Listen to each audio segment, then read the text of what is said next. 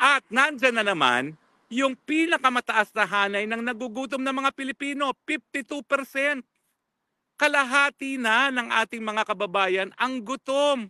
Paano ka ba naman magkakaroon ng approval rating na mataas? Kalahati ng Pilipino, isa sa dalawa, gutom. Kumakalab ang sikmura. O, di ba? Tapos dadagdagan mo pa ng iba pang problema. Kriminalidad. Ano nangyari kay Anson Ke? Napakakarumal-dumal na krimen at meron na naman po akong balita meron na namang mayaman palang nakidnap pero tahimik sila ngayon dahil ayaw na nila madagdagan ang problema nila na talagang bagamat pinangangalandakan nila na mas mapayapa daw ngayon ang ating mga lipunan sa ilalim ni Marcos Jr. Kita nyo naman kung gano'ng karumal-dumal ang mga kidnapping. Sabi nga nung presidente ng Chinese Association, no, 12 itong taon lang ang nakidnap. 10 mga Filipino-Chinese, 2 dayuhan.